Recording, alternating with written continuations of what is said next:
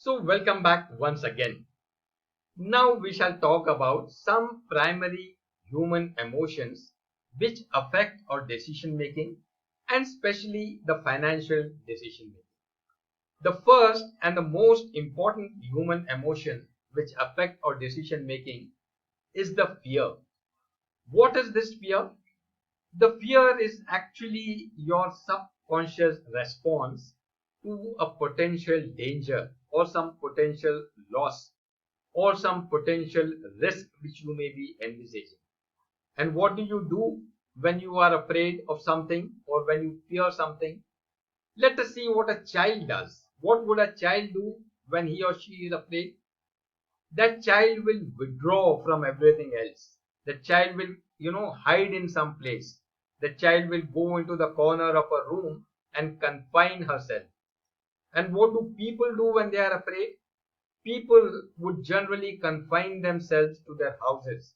They will get into their houses, they will collect all their assets and keep them safe in their houses behind the strong walls of their houses.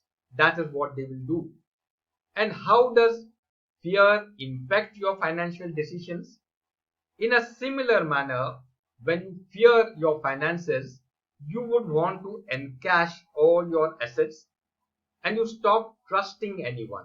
You would not believe in any assets, neither in real estate nor in stock market or anything. You will just want to convert everything into cash and keep it into your locker or the safety of your house. When markets fall, you will start selling in panic because you are afraid, you are fearing that you will sustain losses. You will avoid even good investment opportunities. You will start hoarding cash. And when you have enough cash, you will start converting that cash into gold. Why do people do that? Because their mind refuses to believe in facts and figures. What you see on paper, what you see on financial reports, you don't believe that. You just want to convert everything, every asset of yours into cash or gold because in your subconscious mind there is fear. You are thinking that if things go wrong, then you can just carry your pouch of gold and move away to some new location, start a new life. That is there in your subconscious because of the fear, and that fear causes you to do all these things. The next important human emotion is greed. What is greed? Greed is the desire for excessive gains or excessive profit. You are getting something, but you want more of those things, more and more of that wealth. That is greed. What does a child do when the child is greedy?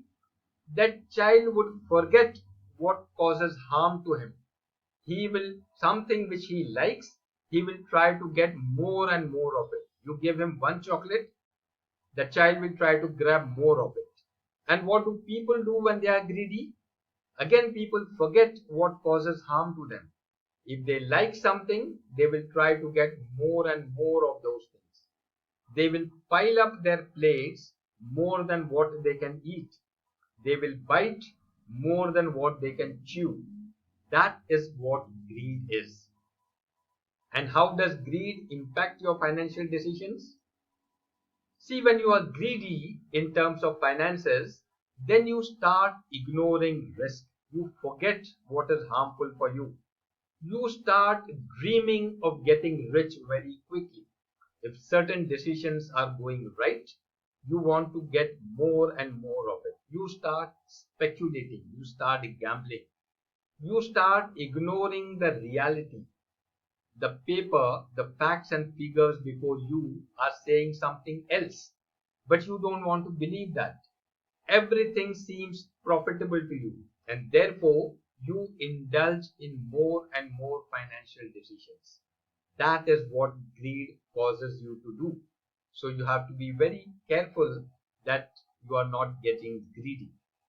The third important human emotion is hope. What is it? Hope is the feeling of expecting getting some positive outcomes. You refuse to believe the facts and figures, but you only dream of getting some positive outcome irrespective of the reality on ground. For example, a student does not study well, but when the exam time comes near, that student hopes that he or she will pass the exam. And if you are not working hard enough throughout the year, you have been enjoying your life, but when the time to get promoted or when the time for promotion comes, then you start hoping that some miracle will happen and you will get promoted. That is what hope causes you to do. And how does hope impact your financial decisions? When you are very hopeful, then you keep holding on to loss-making investments. You refuse to look at the facts and figures. You refuse to look at the data. You just keep holding to your investments, hoping that it will recover. Some miracle will happen and your investments will recover. For example, if you have purchased something at say $100, the price has come to 50. The facts and figures are saying that it is a bad investment, but still you keep holding on, hoping that it will recover. And you start investing in penny stocks, stocks which have got no real value, no real credentials. When you are hopeful, you will start investing in such stocks, hoping that something will happen and those stocks will become multi-baggers. They will give you lots of returns without any reality on ground. And you start buying options, one of the most dangerous things which is done without appropriate or without sufficient knowledge. Most of the youngsters I see, they indulge in option trading in the hope of getting a windfall gain. Only the hope drives you towards the options. You refuse to look at the reality. You refuse to look at the facts and figures. And if someone tries to sell you a lucrative retirement plan, if somebody shows you dreams that you invest so much now and after retirement you will be living in a paradise, then you tend to believe that. Hope is generated in your mind that your retirement will be very beautiful if you do such and such things. So that is what hope causes you to do, and you land up making dubious investments. So ultimately, hope leads you to wrong decisions, ignoring the facts and figures. So if you are a financial person, if you are handling finances, don't live on hopes. Look at the facts and figures. All right. The fourth important human emotion is regret. We all regret at times. And what is this regret? It is a feeling of disappointment over some past decision. We do something and in future we realize or we start thinking that what we had done was not a good decision. We regret taking that decision. For example, you buy a stock or any asset and after that the price starts falling. So you regret that why did you buy that stock? You regret your decision. Similarly, when you sell something, when you sell a stock or any asset, and if the price starts rising, then again you regret that why did you sell it? Such things are very common. It happens in all our lives. What is the impact of this regret on your financial decisions? When you regret, it makes you indecisive for further decisions, for future decisions. You become indecisive. When you regret, you are not able to take new decisions. You lose on opportunities. Your mind becomes numb.